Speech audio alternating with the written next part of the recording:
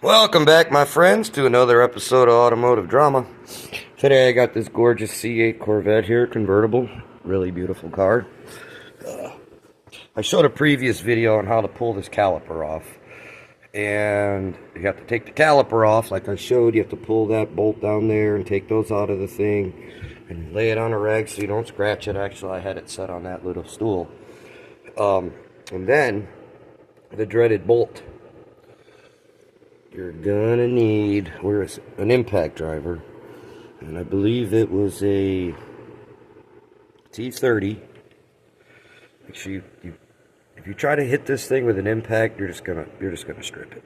So you got to get your old-fashioned impact driver out, and you'll be able to knock that baby loose. And then after you take the caliper off, I always squirt Marvel Mystery oil along here and in there to help loosen it up because, well, I know it says gunk.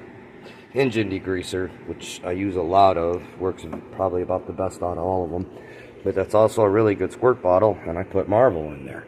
Now, you're gonna have to actually get the rotor off. You're gonna have to take the electric parking brake off. It's really kind of simple.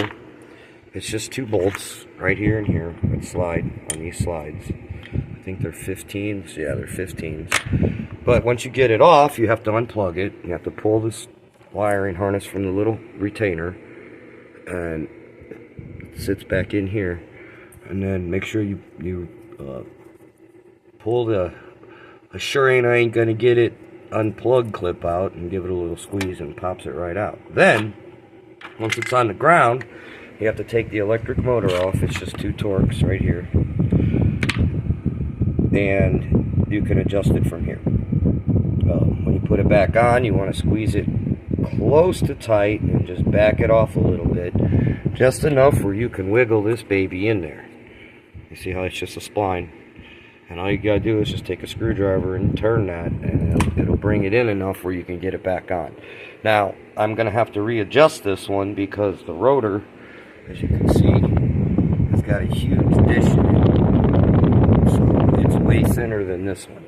So when I put it back on, like I said, you're going to have to readjust it. You bring it to where it's not quite touching, but I don't know, 25 thousandths away. So it's on the on the front pad. You push it all the way, push the caliper all the way back, and you check the back pad and make sure there's clearance there. And then you can wiggle. You want to give it probably about an 1/8 inch of wiggle room by the time it's back on there.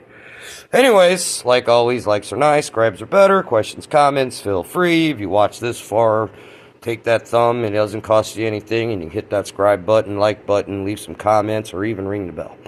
Anyways, like always, thanks for tuning in, and stay tuned for more episodes. Have a good night, my friends.